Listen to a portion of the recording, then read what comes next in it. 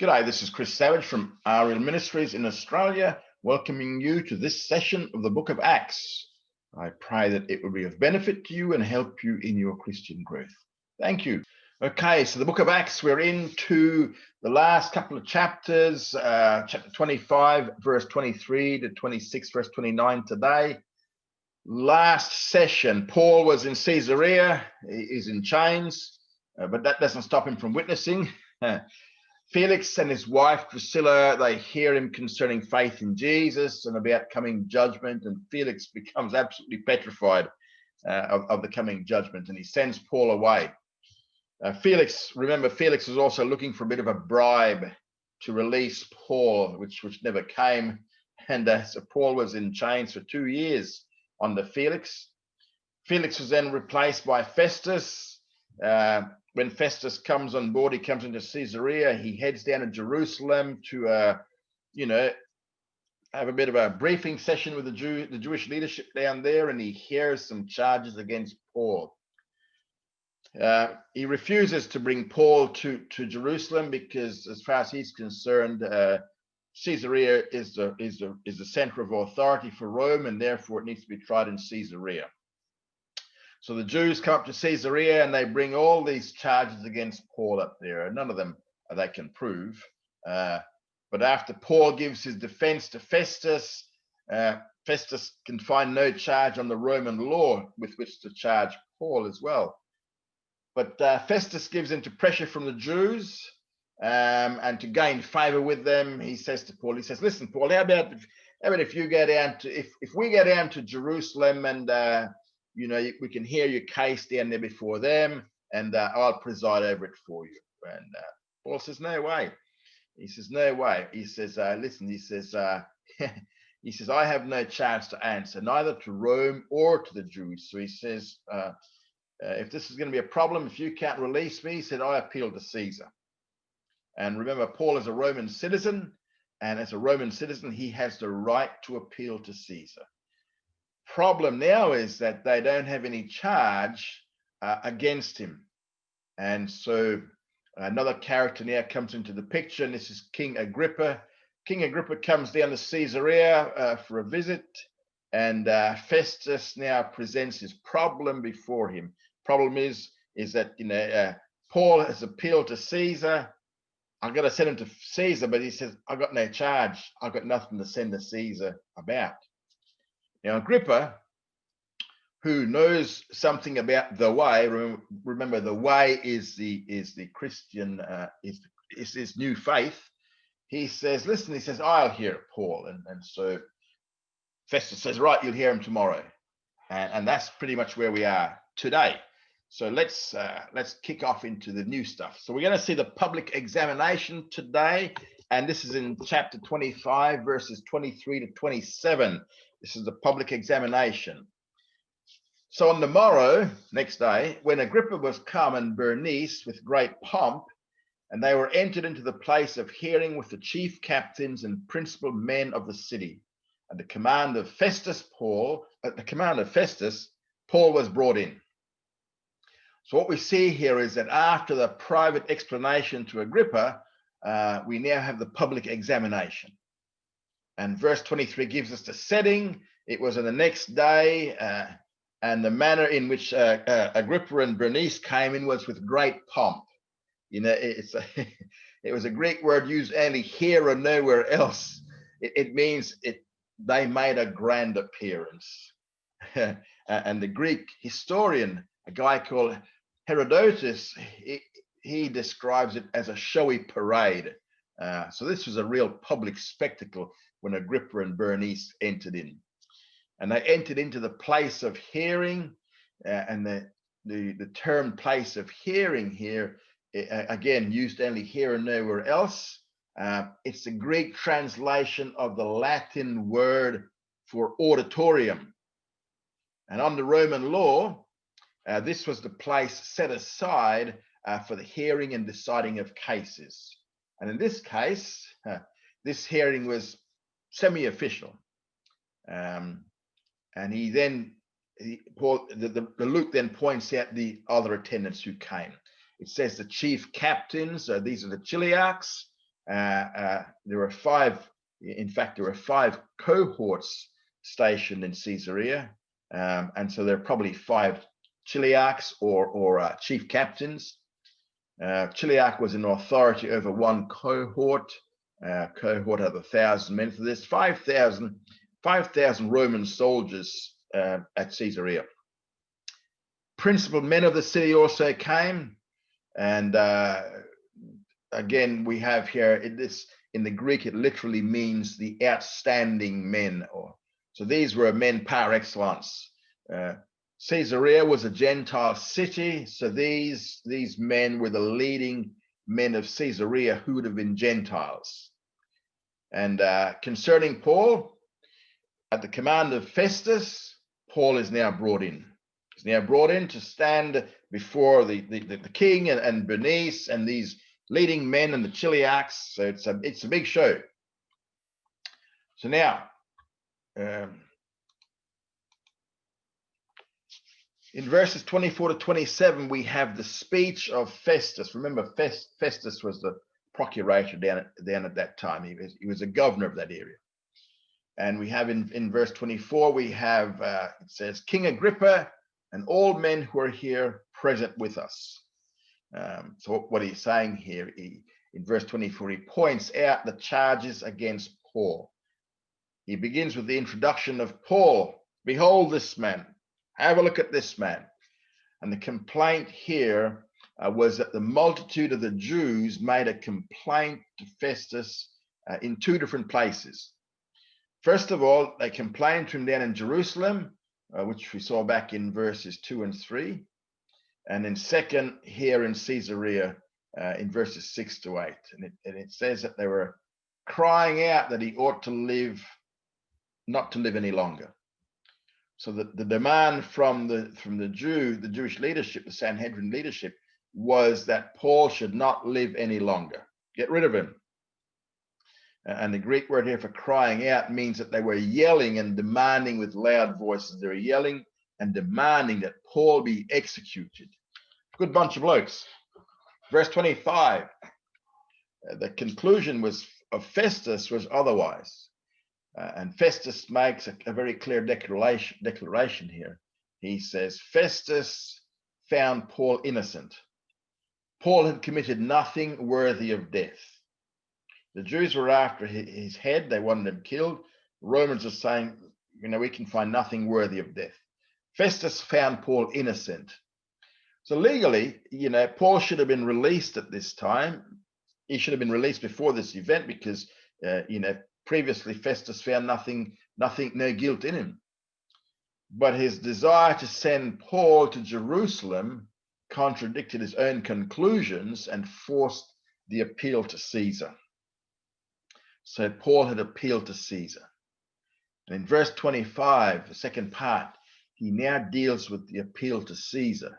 Remember, a Roman citizen had the right, either during a case or after a case, to appeal to Caesar if he felt as though he had been unjustly done by. So Paul had appealed to Caesar. So first he deals with the actions. And as he himself appealed to the emperor, I determined to send him. So Paul made the appeal, and then Festus spells out his own actions. He says, well, I'm going to send him because he's appealed. Now, had Festus acted according to his own convictions where he knew Paul was innocent, all of this would have been unnecessary. He should have just released him. But now, since Festus didn't act that way, he's in a bit of a bind. He had a problem because Paul is going to go to Caesar, and then we see the problem we have here. He says, of whom I have no certain thing to write unto my Lord. He had nothing certain to write to his Lord. And the word here means, the word certain things means I had nothing definite to write about, nothing credible, nothing reliable. Incidentally, he uses the word Lord here. It's the Greek word for kurios, which is used of God and Christ. And in this sense here, it's being used of Caesar. Now, both Augustus Caesar and Tiberius Caesar previous emperors, they refused this title of Kurios, or Lord.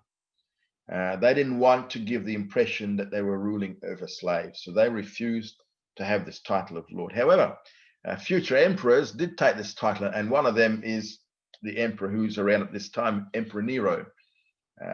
So Festus referred to him as my Lord, my Kurios.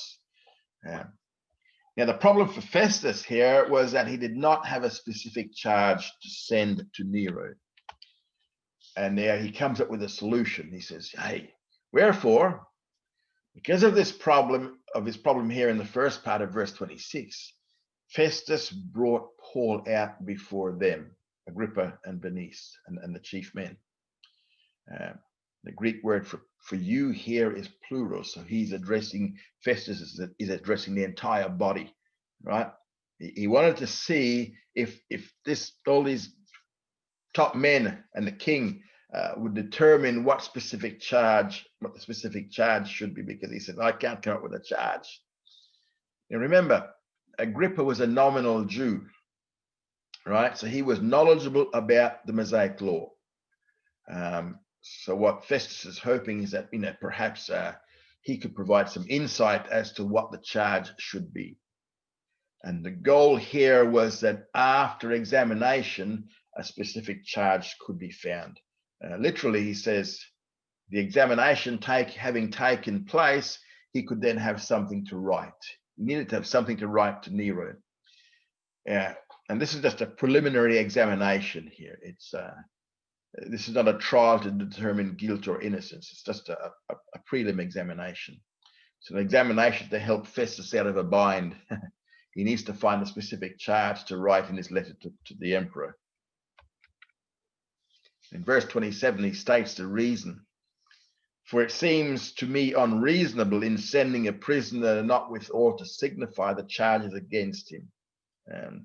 He says, look, this is contrary to reason here. He said, I got no, how can I send a man to Rome, to Nero, and I got no charge? So it seemed without reason and contrary to reason to send a prisoner to Rome and not tell him what the charges are. And this was all the more reason why he should have released Paul, because he has absolutely no charges against Paul.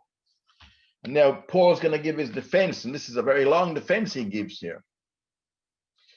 This is verse 1. And Agrippa, this is King Agrippa, he said unto Paul, you're permitted to speak for yourself. And then Paul stretched forth his hand and made his defense. So Agrippa gives Paul permission to speak.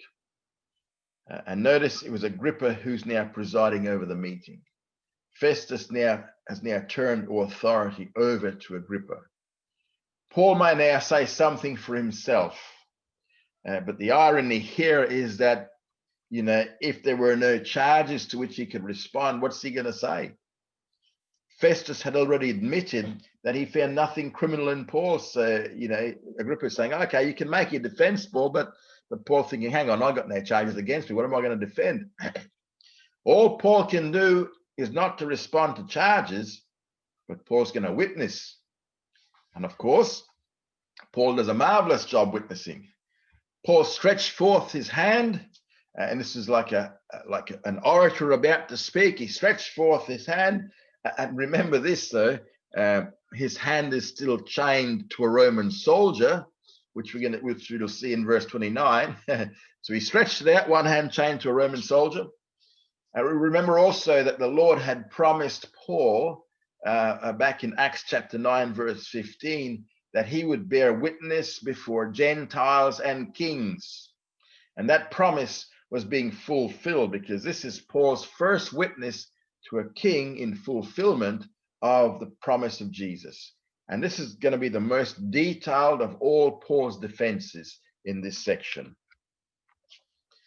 And in verse 2, he says to Agrippa, I think myself happy, King Agrippa, that I am to make my defense before you this day, touching all the things whereof I am accused by the Jews.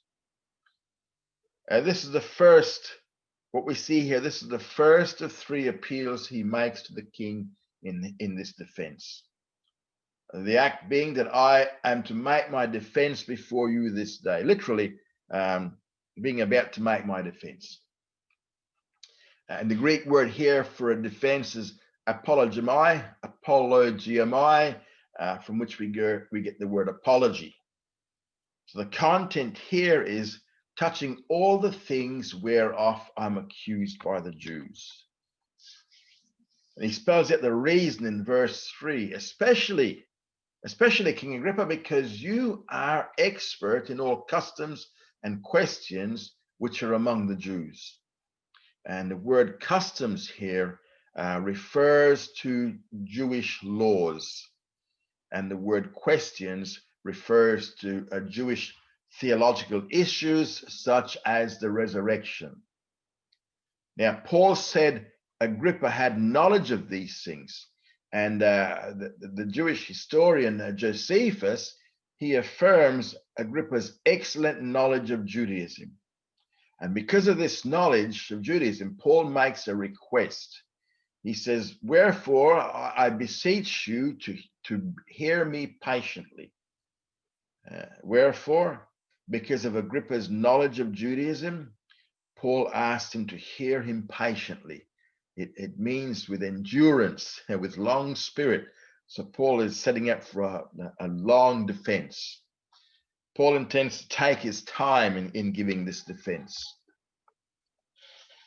And Paul gives us a bit of a burst here in verses 4 to 5 about his state before he was saved. And Paul makes several points in verses 4 to 5. First of all, he begins by telling them of his manner of life from his youth. The manner of life here means the course of his life. This is what my life was from my youth upwards.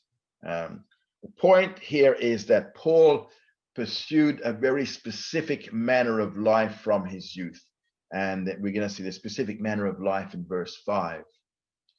And second, it was from the beginning among his own nation at Jerusalem, all the Jews know. In other words, what he's saying is that, listen, he says, my early life in Tarsus and Jerusalem, it was an open book. Everybody knew about it. All the Jews can testify to my strict manner of life. He says, it was like an open book. I was there for all to see. So they had knowledge of him. In verse 5, it says, having knowledge of me from the first.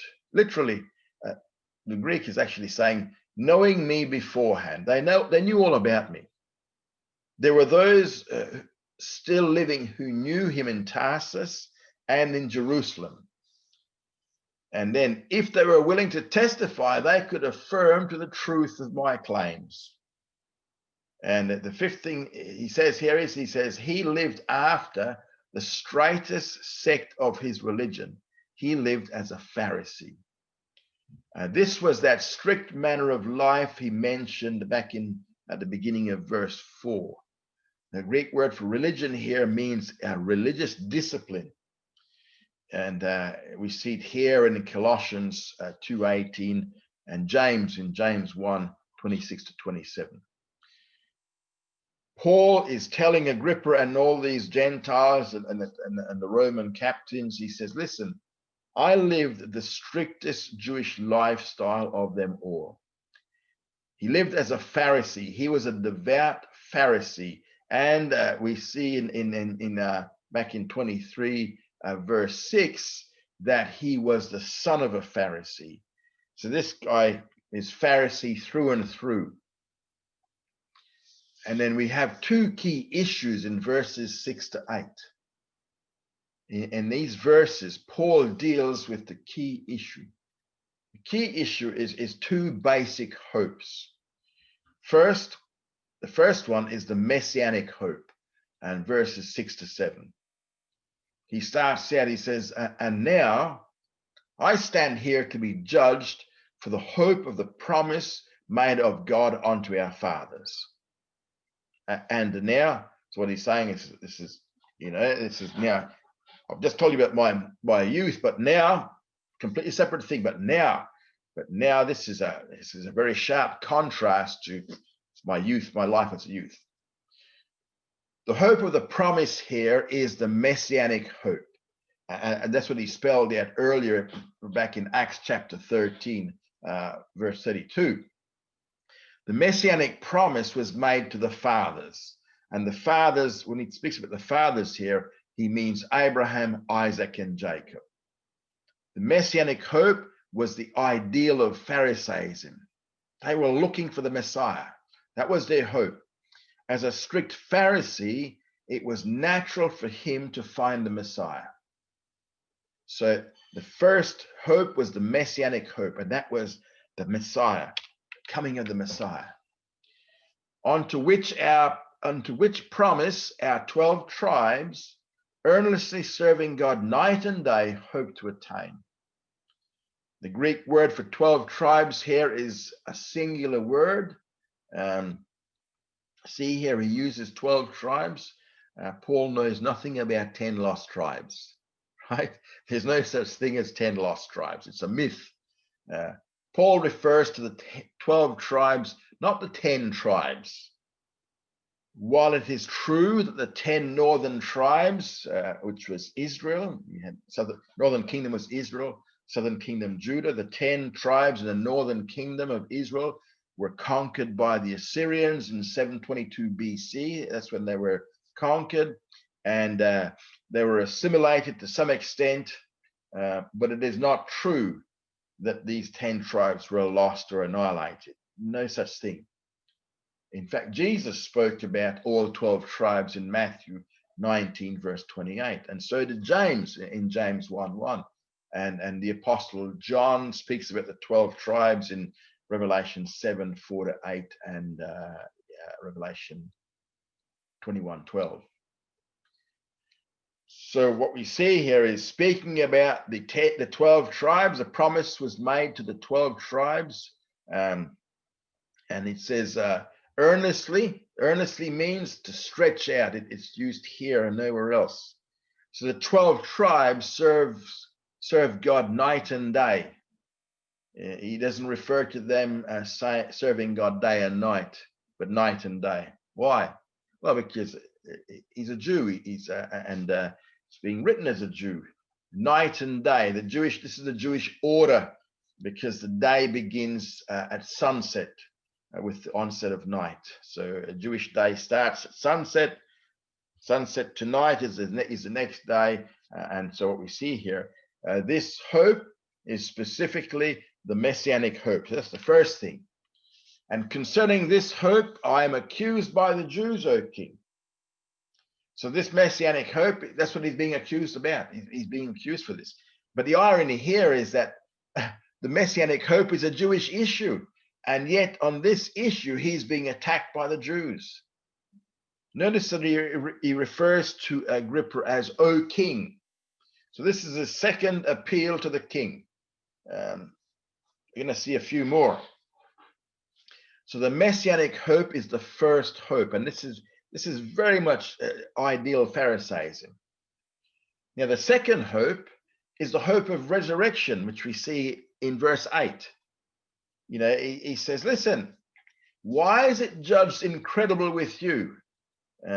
So Paul has now turned away from King Agrippa because it's now you is plural. He's turned away from King Agrippa, and he's now talking to the entire audience here.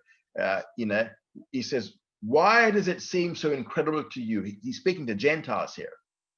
These Gentiles were steeped in Greek philosophy like those in Athens, and they also might question the reality of the resurrection of the dead.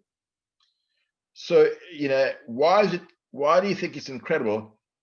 If God does raise the dead, what, can't he raise the dead? If God is who he says he is, then God can raise the dead. So why do you think it's so incredible? And in fact, God did raise Jesus from the dead. So he said, if God is God, he can do whatever he likes. And he did raise Jesus from the dead. And in verse 9, he spells out what he felt was his past obligation. He's talking about his past. I verily thought with myself that I ought to do many things contrary to the name of Jesus of Nazareth. So Paul thought, this is remember, this is pre-salvation. So Paul thought within himself that he should do many things as he could that were contrary to Jesus, right? When it says ought, he ought to, it means the Greek means it was necessary with a sense of duty. He said, I had a duty. He said, as a Pharisee, I had a duty to do everything I could contrary to this Jesus of Nazareth. And where it says contrary, that means hostility. Paul was hostile to everything about Jesus. And at one time, Paul thought it was a Jewish duty to oppose everything connected with Jesus of Nazareth. And in verses 10 to 11, he showed what he had to do with his war against Jewish believers. The place was in Jerusalem. He shut up many saints in prison. When it says shut up, the Greek word means it was like to shut down like a trap door. He was banging them into prison as fast as he could find them. So many members of the church of Jerusalem were jailed. And then he said, having received authority from the chief priests. And remember, chief priest, there's 24 priests in the Sanhedrin. So the chief priest, there's 24 priests, part of the Sanhedrin. And so he received authority from these chief priests. So Paul was the official persecutor of the believers for the Sanhedrin. He received special papers from them. So he received his authority from the chief priests, who were 24, and these 24 were Sadducees. Remember, the priests were Sadducees. The Pharisees and the Sadducees, Paul was a Pharisee. The Pharisees and the Sadducees were both willing to work together against the Jewish believers. And when they were put to death, I gave my vote against them. This is Paul. The Greek word for I gave my vote against them literally means I dropped my black pebble. This was the ancient way of voting. And we see it mentioned twice in the New Testament. We see it here, and we see it in Revelation chapter 2, verse 17. Only thing here, what we know here, though, is that Paul wasn't a member of the Sanhedrin, so he would have voted unofficially. But he agreed with the vote of the Sanhedrin. He agreed that these guys should be killed. And this shows that many Jewish believers were killed by the Sanhedrin and Paul before his salvation, not just Stephen. And punishing them oftentimes in all the synagogues, I strove to make them blaspheme. And being exceedingly mad against them, I persecuted them even unto foreign cities. So it says he punished them often in the synagogues. The Greek word here for punishing means to avenge, especially for the sake of honor. It was his duty. It was his duty as a strict, devout Pharisee to avenge Judaism on these Jewish believers. So this shows here that the early Jewish believers continued worshiping in the synagogues, because that's where he went first up. He found them in the synagogues. So he had to go from synagogue to synagogue, searching for them in these places. And there are lots of synagogues in Jerusalem at that time. And then he adds that he strove to make them blaspheme. Well, why do you want to make them blaspheme? What he was doing was he's trying to compel them to blaspheme, but he couldn't get them to do it. If Paul could get them to blaspheme, they would have been guilty on the Jewish law of the death penalty for blaspheming the name of God. And his attitude was that he was exceedingly angry against them. He was very angry against these Jewish believers because he could not get them to blaspheme. And it became a very emotional experience for Paul. He was so hot with this duty of getting rid of these Jewish believers that and he couldn't force them to blaspheme. He was pretty angry. And it says he persecuted them even to foreign cities. So what it means is that he made he made repeated attempts to persecute them. The Greek word it means to chase after gain. In other words, this was Paul's heresy hunt. You know, it was his heresy hunt. He would go from city to city, searching them out. He went even to foreign cities looking for them. While Damascus was the first city he was heading for outside the land, this was to be the first of many cities he was heading for, pursuing this heresy. And now we move into this next section now. So we've seen what he was like pre-salvation. So now we see his salvation experience, and we see this on the Damascus Road experience in chapter 26, verses 12 to 18. Whereupon, as I journeyed to Damascus with the authority and commission of the chief priests, at midday, O king, I saw on the way a light from heaven above the brightness of the sun, shining around about me and them that journeyed with me. So this is the third time in the book of Acts that this experience is related.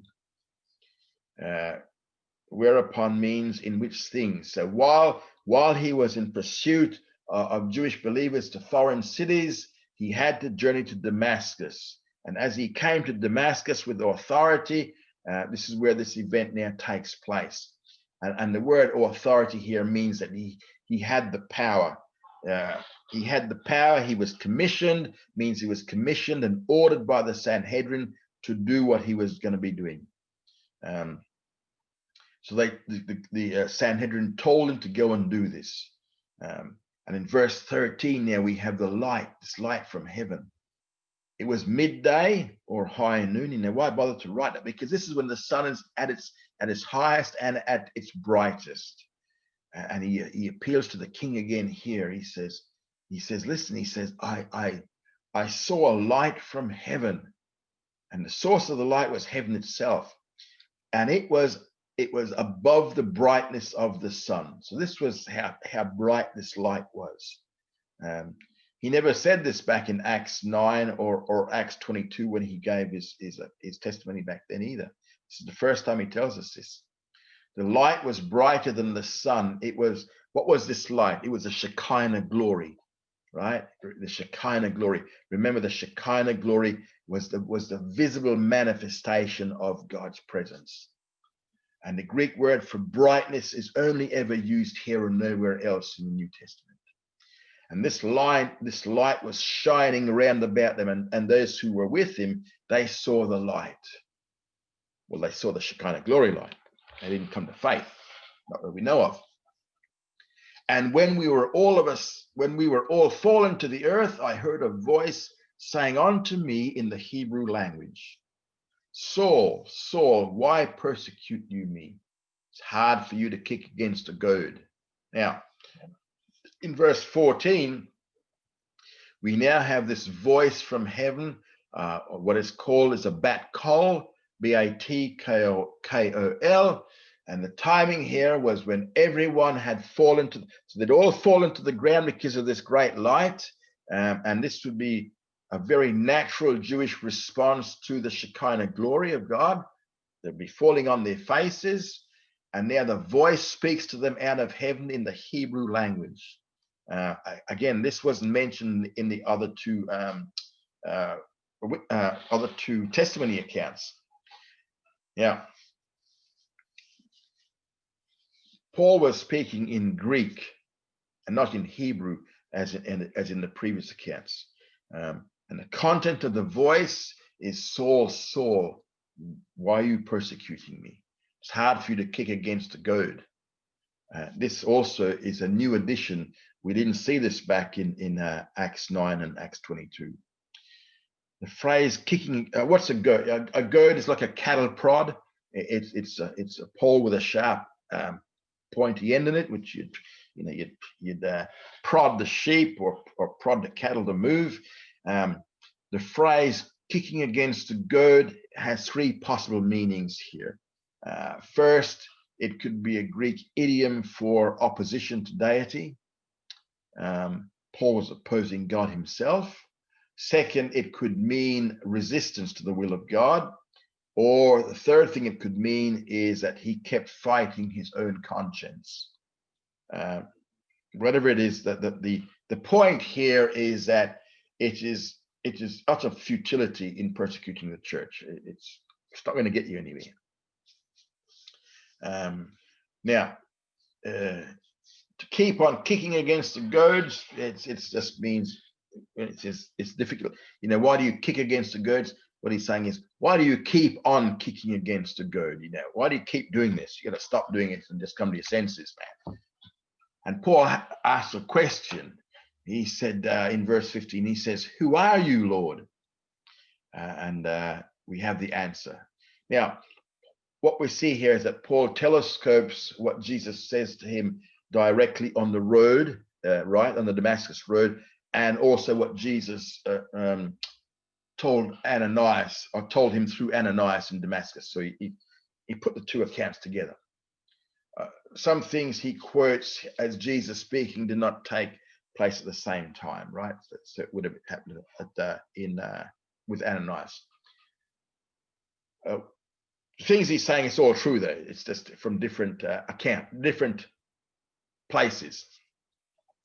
Jesus identifies himself as the one whom Paul is persecuting. And in verse 16, here we have that. See how Jesus says, "Hey, you persecute the church, you're persecuting me. I'm the one you're persecuting here." And in verse 16, we have the commission to Paul. He says, "Rise and stand upon your feet." In Greek, this is what they call an assonance. It's a resemblance in words or syllables. A good English translation would be "stand up and take a stand." You know, stand up and take a stand. So he's told to stand up. Because he's prostrate. He's told us, get up on your feet, stand up. And the reason for this revelation is now spelled out. He says, "But arise." This is Jesus speaking. "But arise and stand upon your feet, for to this end have I appeared unto you." So Jesus told Paul exactly why he made this appearance. And what was it for? It's to appoint you a minister and a witness. The word minister emphasizes his apostolic calling, and the word witness emphasizes what he will primarily witness about. Paul was to primarily be a witness of the resurrection. He was to be a witness of the things he has seen and of the things he will be told in the future. And in verse 17, Jesus made a promise to Paul. It was a promise of deliverance. He promised to deliver him from the Jewish people and from the Gentiles. So while Paul is to go to the Jew first, he's primarily the apostle to the Gentiles. So Paul, right throughout the book of Acts, we always see Paul in presenting the gospel, always going to the Jews first. Wherever he goes, he searches the Jews out, tells them about Jesus, and then when they have enough of him, he then goes to the Gentiles. Because remember, Peter is the apostle to the Jews, Paul is the apostle to the Gentiles. To open their eyes that they may turn from darkness to light and from the power of Satan unto God, that they may receive remission of sins and an inheritance among them that are sanctified by faith in me. So this is the goal of Gentile evangelism, to open their eyes. If Gentile evangelism succeeds in opening their eyes, the result will be four things. First of all, they will turn from spiritual darkness to spiritual light. Second, they will turn from the power of Satan to the power of God. They'll no longer be under Satan's legal authority. Third, they'll receive the remission or forgiveness of sins. Fourth, they'll receive an inheritance among those who are sanctified by faith in Jesus. And the means of all of this is by faith. The inheritance is salvation. The source is in Christ Jesus. So verse 18 here summarizes the results of the gospel. The gospel does four things. Now, Paul's post-conversion experience begins in verse 19 with Paul's obedience. Wherefore, in light of what Christ commanded in the previous verses, Paul was obedient. There's also another appeal here to King Agrippa. He states the fact that he was not disobedient to the heavenly vision, which he received on the Damascus road. And in verse 20, Paul now spells out his ministry, but declared both. He said, I did both. It means that he declared it repeatedly. The basic order in which his ministry was this. It was first, he shared the gospel to those in Damascus. That's where he was converted in Damascus. So he shared the gospel there first, and then that was with the Jews in Damascus. And second, he shared the gospel with the Jews in Jerusalem. And because he came back to Jerusalem after being away from Jerusalem for 3 years. So he left Jerusalem to go to find those people, the Jewish believers, to bring him back to Jerusalem, but he didn't get back there for 3 years. Now, Paul, he shared the gospel throughout Judea, right? He says so. And so this facet of Paul's ministry here was not recorded earlier in the book of Acts. We know it occurred because Paul's telling us right here that he shared the gospel in Judea as well. Paul also declared the gospel to the Gentiles. Couple of things here, just a couple of observations here. Is Paul is giving us a basic chronological order here. However, it's not strict chronology because the Judean and Gentile ministries were probably reversed. So this is Paul's summary of his ministry among the Jews first and also among the Gentiles. And that's the crux of it. He began right at Damascus, and it almost cost him his life in Damascus. So boom, he meets Jesus on the road. Ananias speaks with him. He's converted. He preaches the gospel in Damascus, almost cost him his life. We see back in Acts chapter 9. And then he goes down to Jerusalem. When he gets to Jerusalem, he's witnessing in Jerusalem. They had to attempt to kill him in Jerusalem back in Acts chapter 9. Acts chapter 9 is where they try to kill him in Jerusalem and Damascus. But but in spite of all these things, all the discouragements, all the dangers, Paul remained obedient to the call and the vision that Jesus gave him. Nothing moved him. He was fixed. Just as how he was so devout as a Pharisee, now he's just as devout as a believer in Messiah. Nothing is going to move him from this belief. Nothing is going to move him from this faith. Not even the threat of death, not even all the other things that happened to him. Paul's ministry was, first of all, the content was that they should repent, change their minds about who the Messiah is, and turn to God. And this will result in salvation. Second, they should repent and then do the works worthy of salvation. Now, this is not doing work to be saved, because we know that salvation is by faith. It is faith and faith alone. It's the grace of God. But what he's saying is here that you should do the works worthy of salvation. Means that the works that they'll be doing would be the evidence of their salvation. And in verse 21, he points out the original reason for his arrest. For this cause, the Jews seized me in the temple and essayed to kill me. The original reason was that the Jews seized him in the temple. They seized him not because he did anything wrong, but because of his preaching the gospel to the Jews and Gentiles. His preaching that Jesus of Nazareth was alive and was Israel's Messiah. That's what they arrested him for. Preaching to the Jews and the Gentiles that Jesus was the Messiah, he was alive. And they tried to kill him.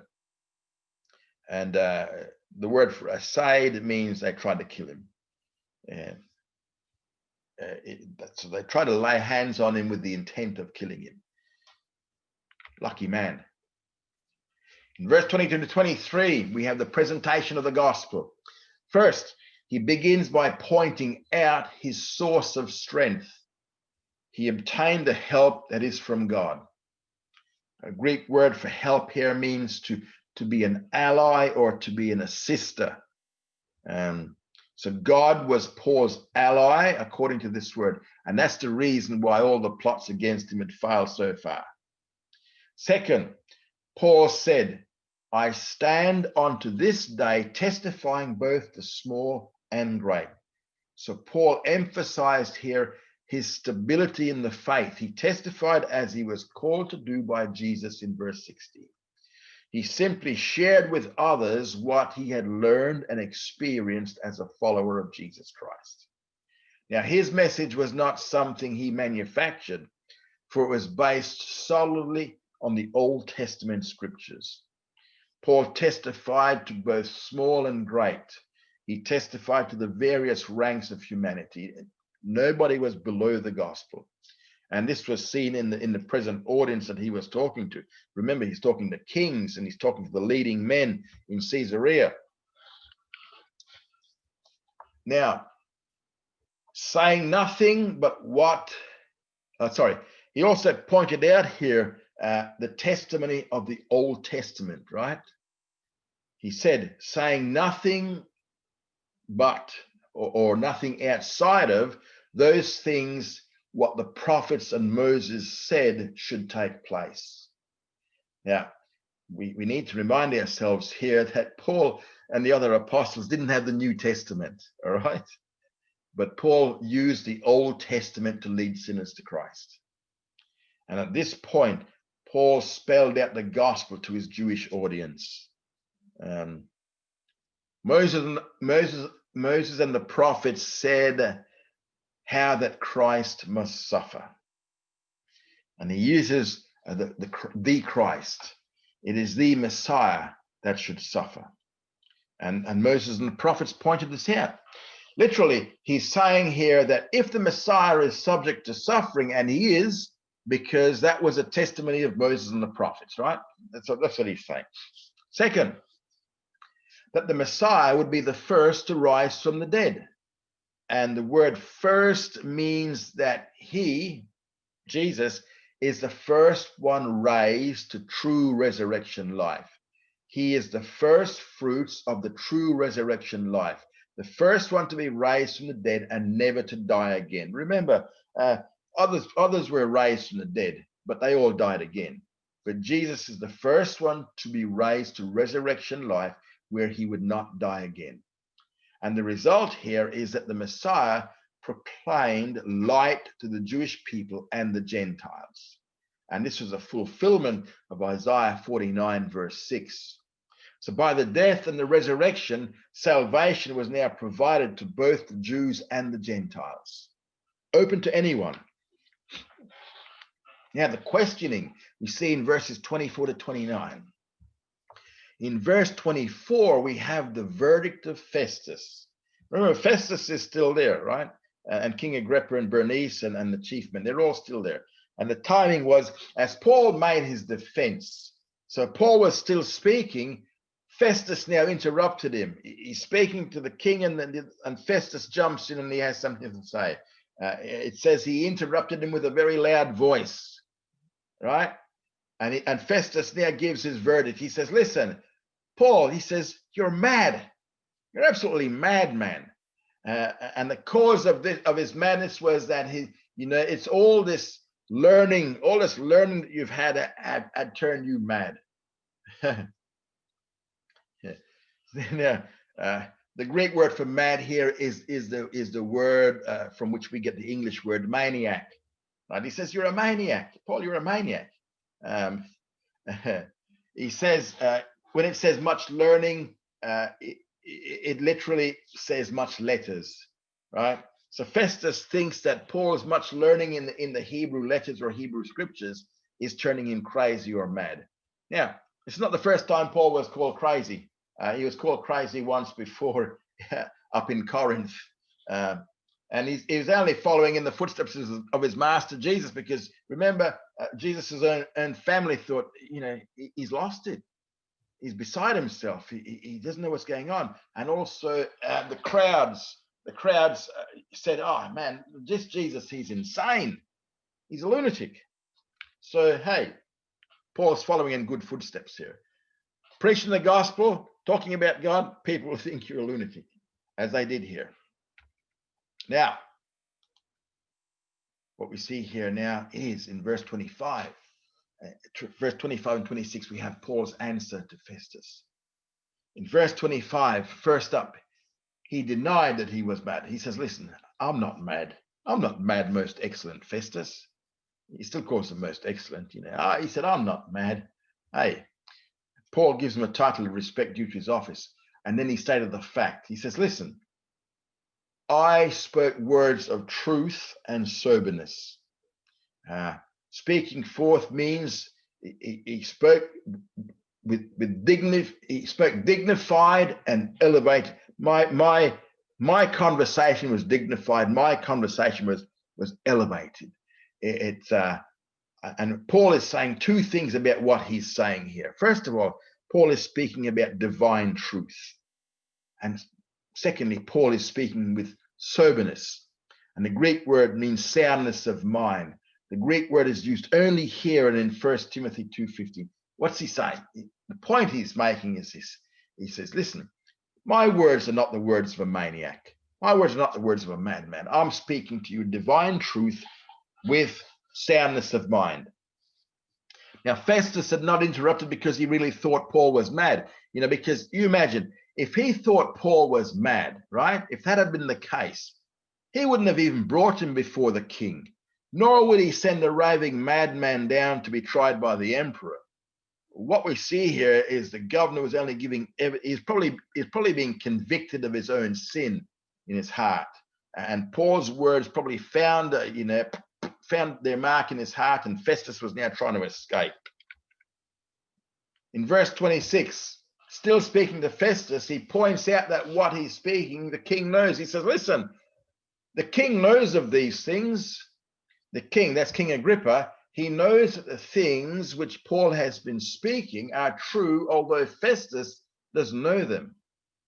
Unto whom I also speak freely. This is Paul is speaking freely to King Agrippa. He says he knows what I'm talking about. And the reason he has spoken so freely to Agrippa is because he knows these things. He knows what I'm talking about. Agrippa knows these things, and that's why I'm speaking so openly to him. Most of the stuff is going over the head of the rest of his audience, including obviously Festus, except for Festus just got a bolt a little while ago. Now, Paul can say what he just said because he says, I am persuaded that none of these things are hidden from him. None of these things escape his notice. Agrippa knows all of this because remember, he's a nominal Jew. He has constant contact with the Jewish world. So he must know these things because none of these things were done in a corner. None of these events that he's been speaking about have been done or kept in secret. They've all been done openly. It's all for the world to see. And in verse 27, Paul turns away from Festus and addresses Agrippa directly. And so he goes to the king. And again, this is another appeal to the king. He asked Agrippa a rhetorical question. He says, listen, King Agrippa, do you believe the prophets? The question here was intended to gain his attention. He then answered for King Agrippa. He says, I know that you believe the prophets. After all, King Agrippa, nominal Jew, publicly, he had to admit that he believed the prophets. And also, you got to remember that King Agrippa, he's in charge of the temple, and it's also that was also committed to him. So at least he had to say that he believed the prophets, right? If he truly believed the prophets, he would see that Jesus was indeed the Messiah, and that's Paul's honing in on him. And in verse 28, we have Agrippa's answer. With but little persuasion, you would fain make me a Christian. You almost persuade me to become a Christian. Now, there's several ways that Agrippa's answer can be taken here. First, it can be translated as a statement of fact. You're trying to persuade me to become a Christian. Or it could mean, in such a short time, are you trying to make me a Christian? Are you trying to make a Christian of me, Paul? Or it could be translated of, in brief, you're trying to persuade me to act as a Christian. Another way, do you think in such a short time you can persuade me to become a Christian? One last way. With small effort, you're trying to persuade me in order to make me a Christian. There are 5 possibilities. 5, not 5. 5 possibilities. The one option that is not valid is the way that the King James Version has translated it. The King James says, you almost persuade me to be a Christian. King James Version implies that Agrippa was almost persuaded to believe. However, the Greek text does not allow for such a translation. That is not one of the possible options. At best, Agrippa is saying something out of irony. He's not speaking out of interest or antagonism, but out of pure irony. He's saying that after a very short period of time, he's trying to make a Christian out of him. And notice what he says, Christian.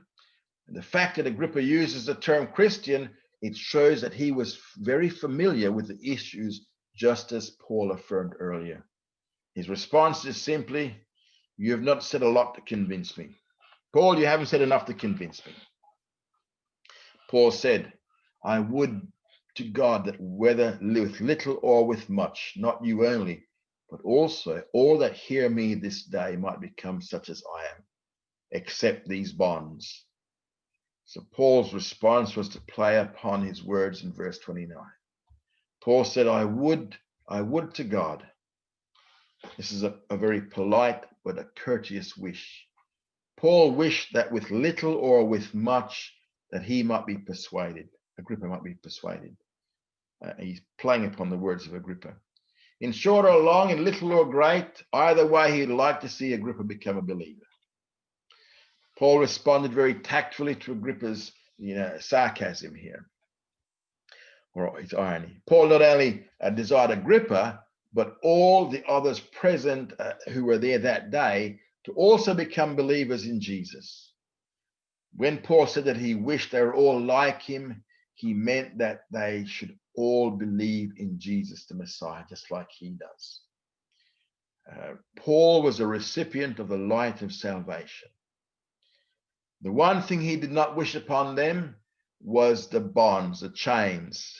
And this shows us here that Paul was still in chains while he was talking to King Agrippa and the leading men here. So Paul, with a Roman soldier chained to him, is giving his address to King Agrippa, to Festus, and to the leading men of the city, and to the Roman chiliarchs. So he had a big audience here with a man tied to him. And that is the end for today. Okay, contact details there.